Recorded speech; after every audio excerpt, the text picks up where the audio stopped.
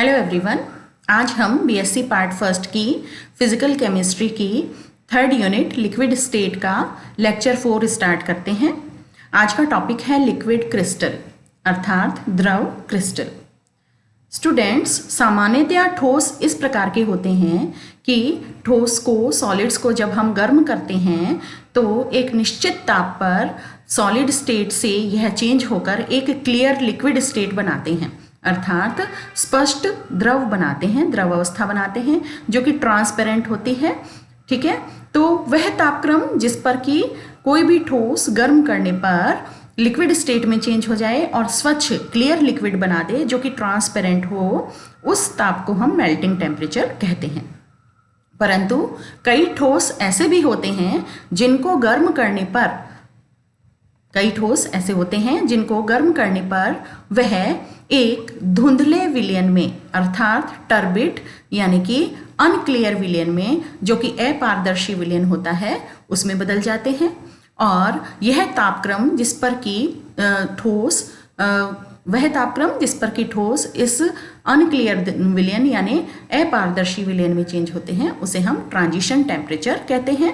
और यह जो अवस्था होती है इसे हम मीजोमॉर्फिक स्टेट कहते हैं। ठीक है, तो हम ये कह रहे हैं कि सामान्यतया ठोस पदार्थ गर्म करने पर एक निश्चित ताप पर द्रव अवस्था में परिवर्तित हो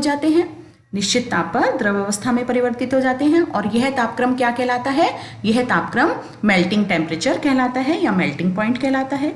लेकिन कुछ ठोस ऐसे होते हैं जो गर्म करने पर पहले एक निश्चित ताप पर धुंधला गाढ़ा सा द्रव बनाते हैं। कुछ ठोस ऐसे होते हैं जिनको गर्म करने पर पहले एक निश्चित ताप पर ये धुंधला और गाढ़ा सा द्रव, जिसे कि टर्बिड सॉल्यूशन कहते हैं, यह बनाते हैं जो कि अपारदर्शी होता है अर्थात ट्रांसल्यूसेंट होता है। और इस द्रव को और अधिक गर्म करने पर यह फिर एक निश्चित ताप पर स्वच्छ द्रव अवस्था में परिवर्तित हो जाते हैं। अतः ठोस से द्रव में परिवर्तन के दौरान यह जो बीच की मध्यवर्ती अवस्था होती है, ठोस से द्रव में परिवर्तन के दौरान यह जो बीच की मध्यवर्ती अवस्था होती है, इसे हम मीजोमॉर्फिक स्टेट कहते हैं। इसे हम क्या कहते हैं? इसे हम मीजोमॉर्फिक स्टेट कहते हैं। देखिए, यहाँ हमने कहा कि सॉलिड अर्थात ठोस पदार्थ को हमने गर्म किया, गर्म करने पर निश्चित ताप पर एक धुंधले और गाढ़े से द्रव में यह परिवर्तित हो गया और टर्बिड सॉल्यूशन इसने बना लिया। यह आविल द्रव जो कि ट्रांसपेरेंट नहीं होता है, अपारदर्शी होता है, और इस स्टेट को हम मीजोमॉर्फिक स्टेट या लिक्विड क्रिस्टल स्टेट भी कहते हैं। इस स्टेट को क्या कहते हैं? मीजोमॉर्फिक स्टेट या लिक्विड क्रिस्टल कहते हैं। और यह ताप जिस पर यह अनक्लियर द्रव बनाते हैं, उस ताप को हम ट्रांजिशन टेम्परेचर यानी संक्रमण ताप कहते हैं। अब इस अवस्था में आने के बाद अर्थात अपारदर्शी और गाढ़ा सा द्रव वाली जो अवस्था है, धुंधला और गाढ़े से द्रव वाली अवस्था है, टर्बिड स्टेट जो है, इसको फिर से और अधिक गर्म करने पर क्या होगा? यह फिर से एक स्वच्छ द्रव यानी क्लियर ट्रांसपेरेंट द्रव अवस्था में परिवर्तित हो जाते हैं और अतः द्रव अवस्था में परिवर्तित हो जाते हैं। और यह तापक्रम क्या कहलाता है? मेल्टिंग पॉइंट कहलाता है, जिसे कि हम गलनांक कहते हैं। और यह स्वच्छ क्लियर लिक्विड में परिवर्तित हो जाता है। ठीक है, तो ठोस से द्रव में परिवर्तन के दौरान यह बीच की जो अवस्था है, यानी यह बीच की जो अवस्था है, ठोस से द्रव में परिवर्तन के दौरान ये जो बीच की अवस्था होती है, इसे हम मीजोमॉर्फिक स्टेट कहते हैं। ठीक है, अतः पदार्थ की कुल 3 नहीं 4 अवस्थाएं होती हैं। कौन कौन सी? पहली अवस्था सॉलिड अवस्था यानी ठोस प्रावस्था, दूसरी प्रावस्था लिक्विड क्रिस्टल अवस्था या मीजोमॉर्फिक स्टेट, जिसे कि हम मीजोमॉर्फिक स्टेट कहते हैं, और तीसरी अवस्था स्वच्छ द्रव अवस्था। ठीक है, और चौथी अवस्था गैसियस अवस्था यानी गैसीय अवस्था। जो लिक्विड होते हैं, लिक्विड को और अधिक गर्म करने पर ये एक निश्चित तापक्रम पर वेपराइज यानी वेपर स्टेट में, गैसियस स्टेट में परिवर्तित होना शुरू हो जाते हैं या गैसियस स्टेट में परिवर्तित हो जाते हैं। इस तापक्रम को हम बॉइलिंग पॉइंट या बॉइलिंग टेम्परेचर कहते हैं। तब हमने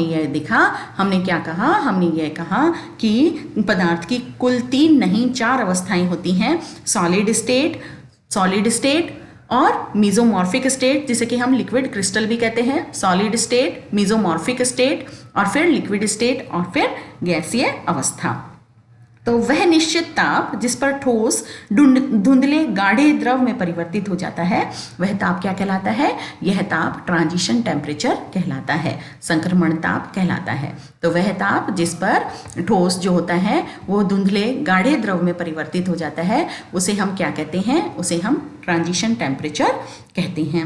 और ट्रांजिशन टेम्परेचर को हम संक्रमण ताप कहते हैं। और वह ताप जिस पर कि धुंधला गाढ़ा द्रव, वह ताप जिस पर कि धुंधला गाढ़ा द्रव एक स्वच्छ ट्रांसपेरेंट लिक्विड में चेंज हो जाता है, द्रव में परिवर्तित हो जाता है, गलनांक कहलाता है यानी मेल्टिंग पॉइंट कहलाता है। मीजोमॉर्फिक स्टेट में पदार्थ एनाइसोट्रॉपिक दर्शाते हैं। अब मीजोमॉर्फिक स्टेट की क्या विशेषता है? मीजोमॉर्फिक स्टेट की क्या विशेषता है? यह विशेषता है जिन्हें कि हम टर्बिड लिक्विड कहते हैं। मीजोमॉर्फिक स्टेट को क्या कहते हैं हम? टर्बिड लिक्विड कहते हैं, अर्थात आविल द्रव कहते हैं, अस्वच्छ द्रव कहते हैं या धुंधले गाढ़े द्रव कहते हैं। ये जो टर्बिड लिक्विड होते हैं यह विषम दैशिक होते हैं, अर्थात एनाइसोट्रॉपी का गुण दर्शाते हैं। और एनाइसोट्रॉपी का गुण क्या होता है? एनाइसोट्रॉपी का गुण वह होता है जिसमें क्या होता है कि दिशा परिवर्तन से इनके भौतिक गुण और भौतिक गुण यानी फिजिकल प्रॉपर्टीज परिवर्तित हो जाती हैं, यानी अलग अलग दिशाओं से देखने पर इनके भौतिक गुण, अलग अलग दिशाओं से नापने पर इनके भौतिक गुण परिवर्तित हो जाते हैं। अर्थात भिन्न भिन्न दिशाओं में भिन्न भिन्न भौतिक गुण ये प्रदर्शित करते हैं। कौन? मीजोमॉर्फिक स्टेट या टर्बिड लिक्विड या फिर हम इन्हें कहते हैं लिक्विड क्रिस्टल। कैसी विशेषता प्रदर्शित करते हैं? ये एनाइसोट्रॉपी प्रदर्शित करते हैं, अर्थात विषम दैशिक होते हैं। और ये विषम दैशिकता का गुण कौन प्रदर्शित करते हैं? ठोस, क्रिस्टलाइन ठोस यानी क्रिस्टलीय ठोस भी विषम दैशिकता को अर्थात एनाइसोट्रॉपी को प्रदर्शित करते हैं। ठीक है, तो हम ये कहते हैं कि क्रिस्टलाइन सॉलिड भी एनाइसोट्रॉपिक होते हैं और ये टर्बिड लिक्विड यानी कि मीजोमॉर्फिक स्टेट भी एनाइसोट्रॉपी को प्रदर्शित करते हैं। तो दोनों ही एक ही प्रॉपर्टी को प्रदर्शित करते हैं, इसलिए हम टर्बिड लिक्विड्स को यानी कि धुंधले द्रव को क्या कहते हैं? लिक्विड क्रिस्टल्स कहते हैं। धुंधले द्रव को क्या कहते हैं? द्रव क्रिस्टल कहते हैं। क्रिस्टल क्यों कहा है हमने? क्योंकि इन मीजोमॉर्फिक स्टेट को मीजोमॉर्फिक स्टेट एवं क्रिस्टलाइन सॉलिड्स दोनों एक ही प्रॉपर्टी, कौन सी प्रॉपर्टी? एनाइसोट्रॉपी को प्रदर्शित करते हैं, विषम दैशिकता को प्रदर्शित करते हैं, यानी ये एनाइसोट्रॉपिक होते हैं अर्थात विषम दैशिक होते हैं। और विषम दैशिकता क्या है? हमने पढ़ा कि इनकी फिजिकल प्रॉपर्टीज भिन्न भिन्न दिशाओं में भिन्न भिन्न होती है, अर्थात दिशा परिवर्तन के साथ इनके भौतिक गुण भी परिवर्तित हो जाते हैं। इसे हम कहते हैं एनाइसोट्रॉपिक। तब हमने जो मीजोमॉर्फिक स्टेट है उसको लिक्विड क्रिस्टल का नाम दिया, क्योंकि मीजोमॉर्फिक स्टेट की यह जो गुण है का यह गुण यह क्रिस्टलाइन सॉलिड्स के समान होता है। अतः यह जो मीजोमॉर्फिक स्टेट होते हैं इनको हम लिक्विड क्रिस्टल्स कहते हैं, लिक्विड क्रिस्टल्स कहते हैं। तो अब हम इसको फिर से रिपीट करते हैं कि कुछ ठोस पदार्थ ऐसे होते हैं जो गर्म करने पर दो फेजेस में परिवर्तित हो जाते हैं। पहले एक निश्चित ताप पर धुंधला गाढ़ा द्रव यानी टर्बिड द्रव बनता है, लिक्विड बनता है, और अस्वच्छ लिक्विड बनता है जो कि धुंधला होता है और गाढ़ा होता है, जिसको और अधिक गर्म करने पर ये क्लियर लिक्विड बना देते हैं यानी लिक्विड स्टेट आ जाती है। और यह क्लियर लिक्विड जो होती है ये लिक्विड स्टेट की होती है। अतः ठोस पदार्थ से द्रव अवस्था में परिवर्तित होने के बीच, है ना, ठोस अवस्था से द्रव अवस्था में परिवर्तित होने के बीच दो परिवर्तन होते हैं। कौन कौन से परिवर्तन होते हैं? पहले धुंधला गाढ़ा द्रव बनता है और फिर स्वच्छ लिक्विड बनता है। तो जो मध्यवर्ती अवस्था होती है ना, ठोस अवस्था से द्रव अवस्था में जब परिवर्तन करते हैं तो जो ये जो बीच की मध्यवर्ती अवस्था होती है इसे हम मीजोमॉर्फिक स्टेट कहते हैं।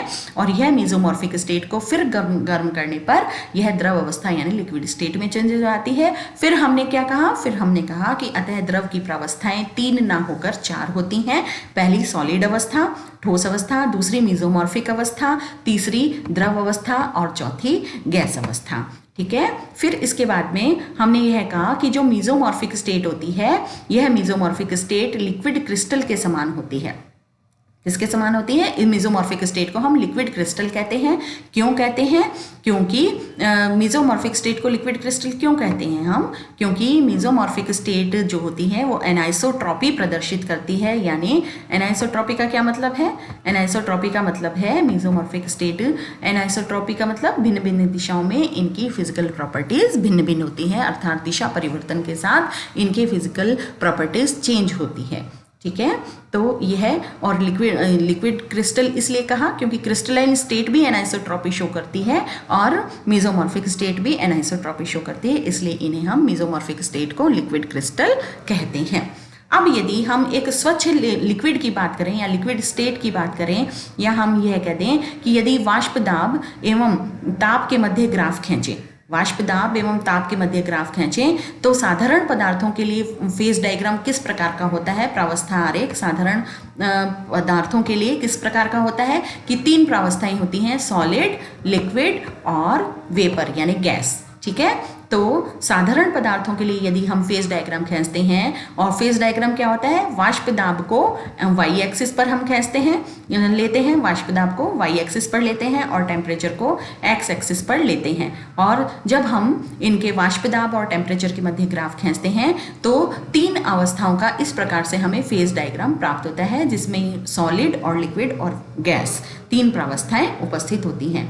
परंतु यदि ऐसे पदार्थ जिनकी की एक चौथी मेसोमॉर्फिक स्टेट भी शो करते हैं, जिन्हें कि हम द्रव क्रिस्टल कहते हैं, उनके लिए यदि हम फेज डायग्राम खींचें, ठीक है, तो द्रव क्रिस्टलीय पदार्थों के लिए यदि हम फेज डायग्राम खींचें तो हमें फेज डायग्राम किस प्रकार का प्राप्त होता है? फेज डायग्राम में हमने क्या किया?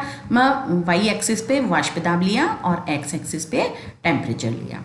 ठीक है, तो इनका फेज डायग्राम जो होता है मेसोमॉर्फिक स्टेट के लिए वो किस प्रकार का होगा? पहला क्रिस्टलीय ठोस अवस्था, दूसरा द्रव क्रिस्टल अवस्था जिसे कि हम मेसोमॉर्फिक स्टेट कहते हैं, तीसरी द्रव अवस्था और चौथी वाष्प अवस्था यानी वेपर स्टेट यानी गैसियस अवस्था। तो द्रव क्रिस्टल पदार्थों के लिए फेज डायग्राम जो होता है वो हमें कुछ इस प्रकार का प्राप्त होता है। ठीक है, तो ये हमने देख लिया कि द्रव क्रिस्टल किस प्रकार का फेज डायग्राम शो करते हैं। अब हमने कहा कि मेसोमॉर्फिक अवस्था में विषमदैशिकता के गुण प्रदर्शित करते हैं। ठीक है, और यह क्रिस्टलीय ठोस का भी अभिलाक्षणिक गुण होता है, इसलिए इन्हें हम लिक्विड क्रिस्टल्स भी कहते हैं। इन्हें हम क्या कहते हैं? लिक्विड क्रिस्टल्स कहते हैं, द्रव क्रिस्टल्स कहते हैं। इसका बहुत अच्छा एग्जाम्पल है पैरा कोलेस्टेराइल बेंजोएट। पैरा कोलेस्टेराइल बेंजोएट की यदि ठोस अवस्था में हम इसको ले लें और 145 डिग्री सेंटीग्रेड तक गर्म करें, हीटिंग कितनी करें? 145 डिग्री सेंटीग्रेड तक हीटिंग करें, इसको गर्म करें, तो क्या होगा? पहले इसकी मेसोमॉर्फिक अवस्था आ जाएगी, यानी लिक्विड क्रिस्टल इसके बन जाएंगे, इसकी मेसोमॉर्फिक स्टेट हो जाएगी, अर्थात यह धुंधले अनक्लियर द्रव के रूप में परिवर्तित हो जाएगा। और पैरा कोलेस्टेराइल बेंजोएट की हमें द्रव क्रिस्टल प्रावस्था यानी मेसोमॉर्फिक स्टेट बन जाएगी। कितने ताप पर? जो अभी हमने देखा था 167 डिग्री सेंटीग्रेड पर, और इससे भी और अधिक तापक्रम पर जब हम गर्म करते हैं, यानी तापक्रम को 178 डिग्री सेंटीग्रेड जब हम इस तापक्रम को हम कर देते हैं गर्म करके 178 पर, तो 178 पर जो है यह एक स्वच्छ लिक्विड अवस्था यानी द्रव अवस्था में स्वच्छ लिक्विड में परिवर्तित हो जाता है। पैरा कोलेस्टेराइल बेंजोएट की द्रव प्रावस्था उपस्थित हो जाती है 178 डिग्री सेंटीग्रेड पर। अतः 167 डिग्री सेंटीग्रेड तो इसका कौन सा ताप हो गया? वह हो गया ट्रांजिशन टेम्परेचर, जिसपे मेसोमॉर्फिक अवस्था अथवा लिक्विड क्रिस्टल स्टेट बनी। और 178 डिग्री सेंटीग्रेड कौन सा तापक्रम हो गया? यह इसका बॉइलिंग पॉइंट हो गया, जिस पर कि स्वच्छ द्रव अवस्था हमें प्राप्त हो जाती है। और यह जो मेसोमॉर्फिक स्टेट में चेंज होने का जो प्रक्रम है, प्रोसेस है, यह प्रक्रम उत्क्रमणीय होते हैं। कैसे होते हैं? रिवर्सिबल होते हैं। रिवर्सिबल का मतलब क्या है कि इसको यदि अपोजिट डायरेक्शन में भी अगर हम संपन्न कराएं तो हमें इसके जो है वो जिस स्टेट से हम स्टार्ट हुए थे वही स्टेट हमें वापस प्राप्त हो जाती है। तो यह जो है यह प्रक्रम कैसे होते हैं? रिवर्सिबल होते हैं, उत्क्रमणीय होते हैं, अर्थात द्रव अवस्था को गलनांक बिंदु यानी मेल्टिंग पॉइंट तक ठंडा करने पर वह पहले तो मेसोमॉर्फिक स्टेट में चेंज हो जाएगी, और जबकि ट्रांजिशन टेम्परेचर तक और ठंडा करने पर वह फिर सॉलिड स्टेट में परिवर्तित हो जाते हैं। इस प्रकार इस गुण को दर्शाने वाले यौगिक अत्यंत स्थायी होते हैं। कैसे होते हैं? अत्यंत स्थायी होते हैं तथा गर्म करने पर यह डिकम्पोज नहीं होते हैं, गर्म करने पर ये विघटित नहीं होते हैं। तो हमने क्या कहा कि ये प्रोसेस रिवर्सिबल होता है, उत्क्रमणीय होता है, अर्थात द्रव अवस्था को पहले हम ठंडा करेंगे गलनांक बिंदु मेल्टिंग पॉइंट तक, तो वह पहले मेसोमॉर्फिक स्टेट में चेंज होगा, और जब उसके आगे हम ट्रांजिशन टेम्परेचर तक ठंडा करते हैं तो यह सॉलिड स्टेट में चेंज हो जाते हैं। अब हम आते हैं कि द्रव क्रिस्टल जो होते हैं वो मुख्य रूप से 4 प्रकार के होते हैं। द्रव क्रिस्टल मुख्य रूप से 4 प्रकार के होते हैं। स्मैक्टिक द्रव क्रिस्टल, निमेटिक द्रव क्रिस्टल, मिश्रित द्रव क्रिस्टल और कॉलिस्ट्रिक द्रव क्रिस्टल। फर्स्ट टाइप को कहते हैं हम स्मैक्टिक द्रव क्रिस्टल। दूसरे जो प्रकार है उसको हम कहते हैं निमेटिक द्रव क्रिस्टल। तीसरा जो प्रकार है उसको हम कहते हैं मिश्रित द्रव क्रिस्टल, और चौथा जो प्रकार है उसको हम कहते हैं कॉलिस्ट्रिक द्रव क्रिस्टल। तो हमने ये देखा कि ये जो द्रव क्रिस्टल हैं ये 4 प्रकार के होते हैं। अब हम ये जो द्रव क्रिस्टल हैं ये तीनों स्टेट अगर हम देखें कि ठोस द्रव क्रिस्टल यानी ठोस लिक्विड क्रिस्टल और लिक्विड्स के मध्य क्या डिफरेंसेस होते हैं, इनको हम पढ़ते हैं कि difference among solid liquid crystal and liquid state, यानी कि ठोस अवस्था, ठीक है, ठोस अवस्था और द्रव क्रिस्टल यानी लिक्विड क्रिस्टल अवस्था और द्रव अवस्था में क्या अंतर होते हैं, इनको अब हम पढ़ते हैं।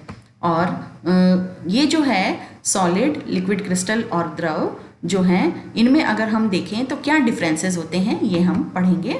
कि सबसे पहले आणविक गतिशीलता, पहला गुण है आणविक गतिशीलता यानी मॉलिक्यूलर मोबिलिटी। आणविक गतिशीलता का गुण ठोस तो प्रदर्शित करते नहीं है, सॉलिड्स में नहीं होती है आणविक गतिशीलता। लिक्विड क्रिस्टल में आणविक गतिशीलता होती है, यानी द्रव क्रिस्टल जो है वो आणविक गतिशीलता को प्रदर्शित करते हैं और द्रव भी आणविक गतिशीलता को प्रदर्शित करते हैं। यानी द्रव के समान लिक्विड क्रिस्टल की प्रॉपर्टी होती है कि दोनों ही लिक्विड क्रिस्टल और लिक्विड्स दोनों ही आणविक गतिशीलता, दोनों में ही मॉलिक्यूलर मोबिलिटी होती है। दूसरा इंपॉर्टेंट गुण है फ्लूइडिटी यानी तरलता, यानी ये तरल होते हैं या नहीं होते हैं, फ्लूइड होते हैं या नहीं। सॉलिड्स तो तरल होते नहीं हैं, ये हमें पता है कि सॉलिड्स तरल नहीं होते हैं, इनमें फ्लूइडिटी नहीं होती है, तरलता का गुण ये प्रदर्शित नहीं करते हैं सॉलिड। पर लिक्विड क्रिस्टल्स तरलता का गुण प्रदर्शित करते हैं, क्योंकि ये धुंधले ये गाढ़े द्रव होते हैं तो इसलिए तरलता का गुण प्रदर्शित करते हैं। और लिक्विड्स तो हमें पता ही है कि लिक्विड्स तो फ्लूइड्स होते ही हैं, अर्थात तरलता यानी फ्लूइडिटी का गुण प्रदर्शित करते हैं। तीसरा गुण है, बहुत इंपॉर्टेंट गुण है, विस्कोसिटी अर्थात श्यानता। श्यानता का गुण सॉलिड तो प्रदर्शित करते नहीं हैं, हमने पढ़ा है कि सॉलिड्स श्यानता यानी विस्कोसिटी का गुण प्रदर्शित नहीं करते हैं, पर लिक्विड क्रिस्टल विस्कोसिटी के गुण को प्रदर्शित करते हैं और लिक्विड्स भी विस्कोसिटी के गुण को प्रदर्शित करते हैं। चौथा गुण है पृष्ठ तनाव यानी सरफेस टेंशन। सॉलिड्स में भी पृष्ठ तनाव नहीं प्रदर्शित करते हैं, सॉलिड्स में पृष्ठ तनाव नहीं होता है, यानी सॉलिड्स पृष्ठ तनाव को प्रदर्शित नहीं करते हैं। लिक्विड क्रिस्टल में पृष्ठ तनाव होता है और लिक्विड्स में भी, लिक्विड स्टेट में भी पृष्ठ तनाव होता है। पांचवा गुण है एनाइसोट्रॉपी यानी विषमदैशिकता। ये जैसा कि हमने पढ़ा था कि सॉलिड्स जो होते हैं वो एनाइसोट्रॉपी को प्रदर्शित करते हैं और लिक्विड क्रिस्टल्स भी एनाइसोट्रॉपी को प्रदर्शित करते हैं, जबकि लिक्विड स्टेट में एनाइसोट्रॉपी का गुण प्रदर्शित नहीं होता है, यानी लिक्विड्स जो होते हैं वो एनाइसोट्रॉपी को प्रदर्शित नहीं करते हैं। छठा गुण है डबल रिफ्रैक्शन अर्थात द्विविवर्तन। सॉलिड्स जो होते हैं ये द्विविवर्तन यानी डबल रिफ्रैक्शन को प्रदर्शित करते हैं। लिक्विड क्रिस्टल्स भी डबल रिफ्रैक्शन को प्रदर्शित करते हैं और जबकि लिक्विड्स जो होते हैं वो डबल रिफ्रैक्शन को प्रदर्शित नहीं करते हैं। सातवां गुण है व्यतिकरण यानी इंटरफेरेंस पैटर्न, है ना, व्यतिकरण पैटर्न या इंटरफेरेंस हम कहते हैं।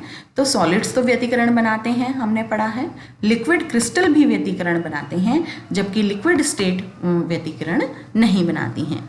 तो यह था अंतर सॉलिड्स, लिक्विड्स और लिक्विड क्रिस्टल्स के मध्य।